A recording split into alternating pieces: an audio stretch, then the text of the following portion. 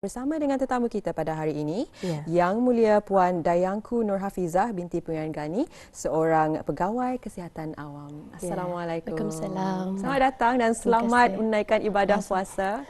Sama je. Selamat berpuasa je. Ya. Baik, hari ini kita akan lebih bercakap dan membicarakan berkenaan dengan Hari TB Sedunia.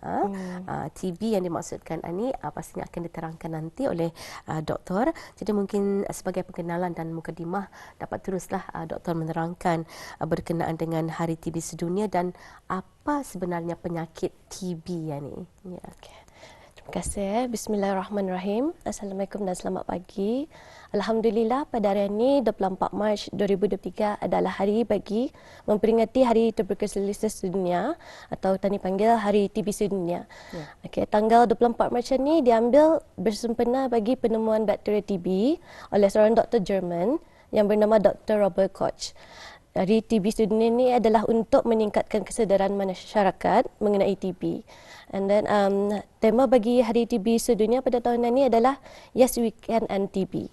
Okay. Untuk makluman, pada tahun lepas 2022 sebanyak 224 kes TB telah dicatatkan di negara Brunei Darussalam berbanding dengan 235 kes TB pada tahun 2021.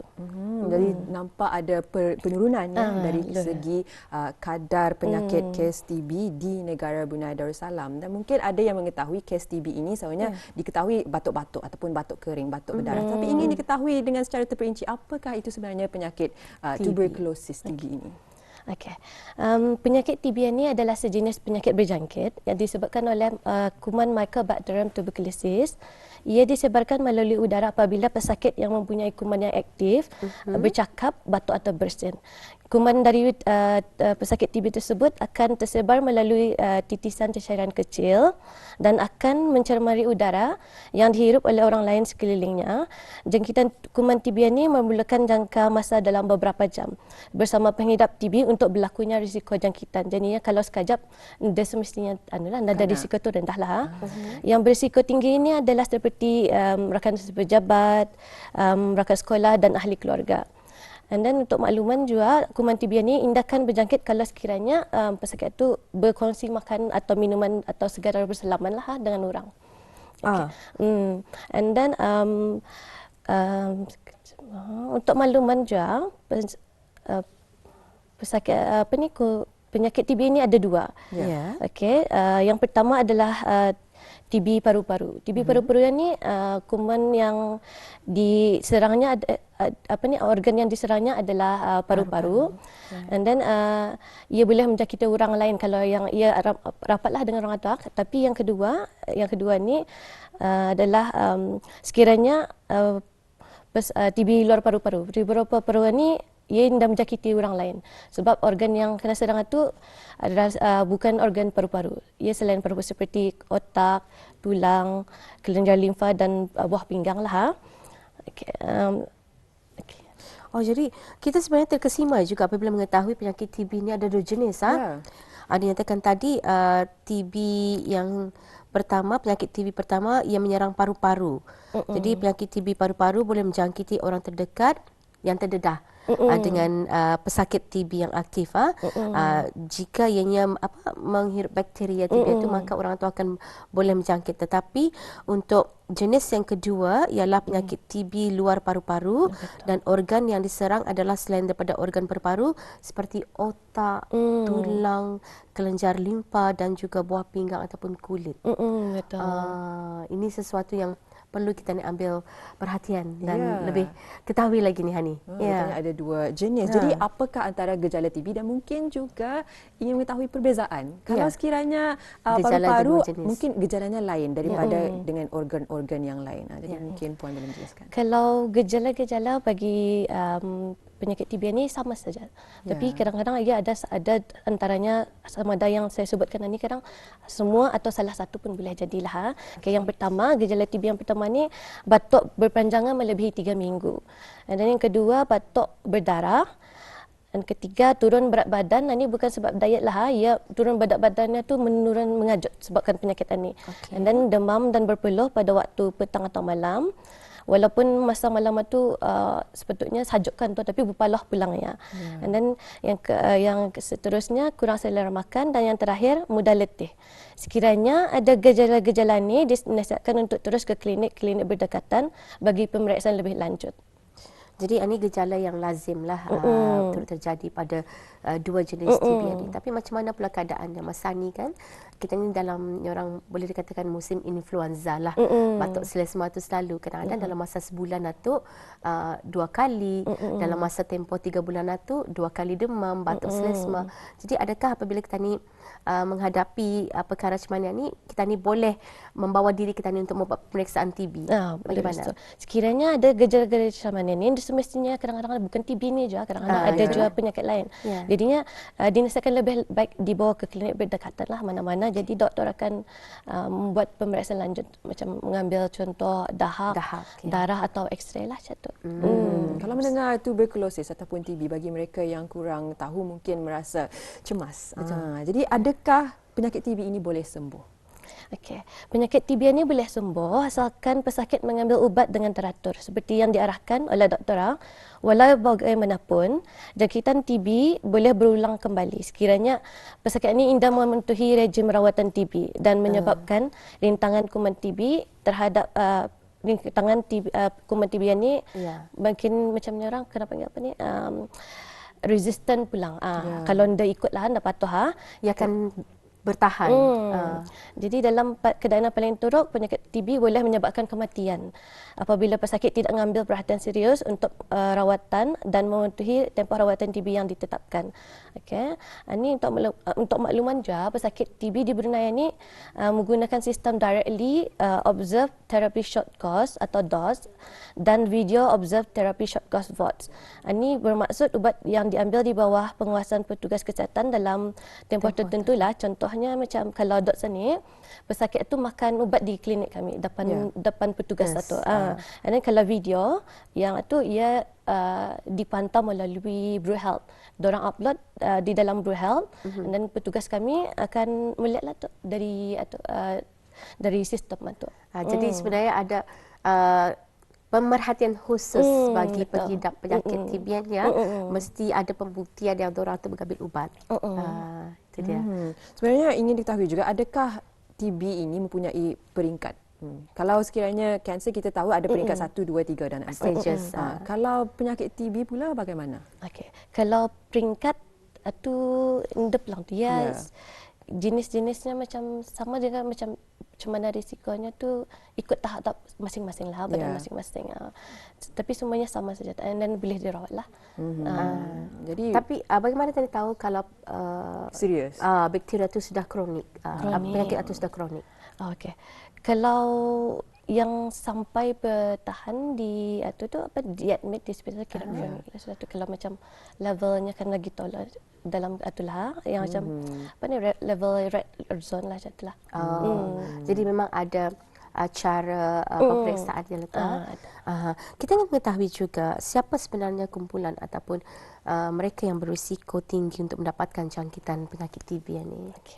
Terdapat 4 kumpulan orang yang mempunyai risiko yang tinggi mendapatkan jangkitan TB-nya. Yang pertama yang macam saya katakan tadi, yang rapatlah dengan pesakit ni, yang tinggal serumah, and then gereja rapatlah dengannya, satu sekolah satu kelas lah. Okey. Yang kedua, individu yang mempunyai daya imuniti yang rendah seperti HIV, kencing manis, kanser, kurang zat makanan dan pesakit buah pinggang. Okey. And then kumpulan yang ketiga adalah individu yang hidup dalam persekitaran yang penuh sesak seperti penjara, and then institusi penjagaan seperti rumah orang sakit dan tempat perlindungan. And then yang terakhir sekali adalah penyalahgunaan dadah, pengambilan alkohol yang berlebihan dan perokok. Jadi ini golongan individu yang mempunyai risiko tinggi Anda semestinya mengikut peringkat boleh ya. Anda dikira. Jadi bagaimana pula dengan pengesanan kontak pesakit TB dilakukan? Mungkin agak sedikit ada persamaan dengan penyakit COVID-19 di mana ada pengesanan kontak mereka yang banyak meluangkan masa bersama mereka kerana ini adalah satu penyakit airborne juga merebak melalui udara. Jadi bagaimana pula pengesanan kontak bagi pesakit TB ini? Okey. Okey, pengesanan bagi kontak pesakit TB ni, yang pertama petugas kesihatan akan membuat lawatan ke rumah, ke tempat kerja atau sekolah pesakit TB untuk mengenal pasti siapakah yang kontak terdekat diorang ni. And then selepas tu ujian mantuk akan dilaksanakanlah. Ujian mantuk ni adalah suntikan di atas kulit untuk mengesan sama ada kontak terdekat pesakit TB itu mempunyai jangkitan TB atau tidak. Okey. Dan yang seterusnya, jika bacaan tu melebihi 0.5 mm, kami kira ia positif jangkitan TB lah tu. Seterusnya, kontak tersebut akan diarahkan untuk membuat ujian dahak dan ujian X-ray. Jika dari ujian ini menunjukkan positif penyakit TB, diorang akan diarahkan untuk membuat rawatan susulan bagi penyakit TB. Dan jika ujian tersebut adalah negatif, kontak akan didiagnos sebagai TB pendam. TB pendam ini kirakan ada kuman dalam badan tapi yang deaktif. Rawatan dan perjumpaan susulan akan diberikan. Dan itu antara lain cara pengesahan kontak bagi penyakit TB yang ni dilakukan. Sebenarnya kalau kita ni lebih dalami, memang ada bahayanya John bagi mereka yang mengidap penyakit TB ni, kerana ia boleh merosakkan menyerang organ dalaman dan juga pernafasan. Jadi bagaimana bagi mereka individu yang mempunyai penyakit asma? Adakah ianya akan menjadi lebih teruk lagi apabila ia mengidap penyakit TB ataupun kuman daripada TB ini? Sekiranya yang macam ada penyakit asma ni, ini ia salah satu yang berisiko tinggi lah ni mendapatkan penyakit TB. Sekiranya ia terkena, mungkin memuaskan lagi lah situasinya tu. Ia akan lebih teruklah lagi dari segi pernafasan dan juga batuknya lebih mungkin daripada mereka yang tidak mempunyai apa-apa penyakit sebelum itu. Bagaimana pula penyakit TB ini boleh dicegah? Penyakit TB ini boleh dicegah dengan mengamalkan menutup mulut ketika batuk atau bersin, amalkan gaya hidup sihat dan pemakanan yang seimbang, dan pastikan rumah menerima pencahayaan dan pengudaraan yang cukup. Pasal kalau penyakit TB ini pencahayaan itu paling penting. Saya boleh membunuh kuman TB itu, dan pengudaraan yang cukup. Lepas tu seterusnya pengesanan kontak, iaitu ahli keluarga dan orang berdekatan dengan pesakit untuk mendapatkan pemeriksaan lanjut. Dan sesiapa yang batuk selama 3 minggu atau lebih dinasihatkan untuk segera berjumpa doktor untuk pemeriksaan selanjutnya. Jika disahkan pesakit TB, dapatkan rawatan yang segera untuk mengobati penyakit TB dan mencegah penyakit TB daripada menjangkiti ahli keluarga yang rapat lahang. Dan ahli-ahli keluarga atau mereka yang rapat atau tinggal serumah dengan pesakit TB juga perlu menjalani pemeriksaan lanjut di klinik kesihatan atau hospital berdekatan.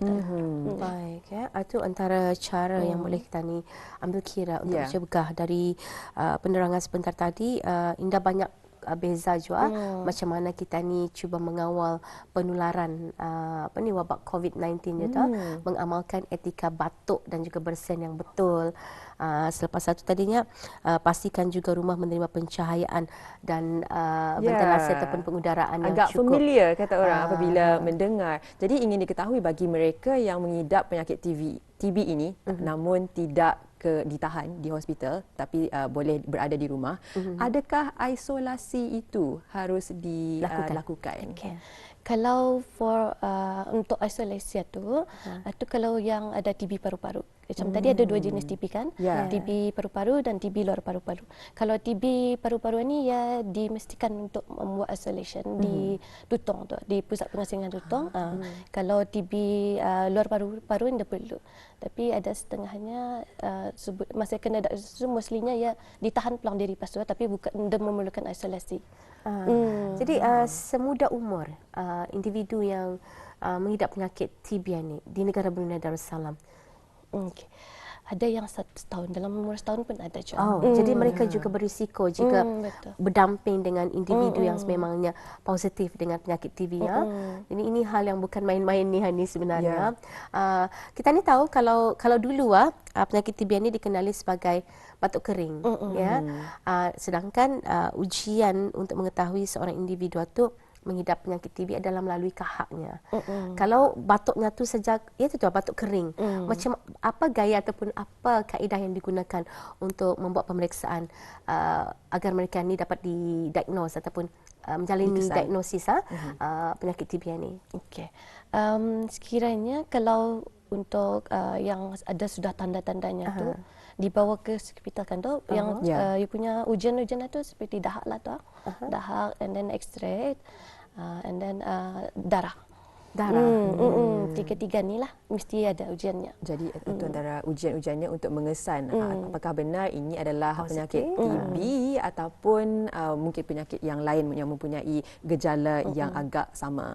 Baik, untuk kita menutup wawancara kita pada hari ini, mungkin Puan boleh mengungsikan antara nasihat kepada penonton di luar sana. Okey, terima kasih.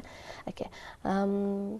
Terakhir dari saya, marilah tadi sama-sama mengamalkan amalan menutup mulut ketika batuk atau bersin menggunakan tisu, and then buang kertas tisu itu di dalam tong sampah selepas menggunakannya. And then dan sekiranya selepas batuk atau bersin itu dinasihatkan juga mencuci tangan dengan sabun dan air. And then kalau anda sihat, bawa berjumpa doktor lah di klinik-klinik berdekatan. Ya, baik. Apapun terima kasih kita ucapkan kepada Yang Mulia Dr. Daengku Nur Hafizah binti Pingal Gani, Pegawai Kesihatan Awam. Hari ini kita ni banyak ilmu pengetahuan yang telah pun dikongsikan berkenaan dengan Hari TB Sedunia, iaitu penyakit TB itu sendiri yang lebih sebenarnya ada dua jenis atau kita ni perlu faham.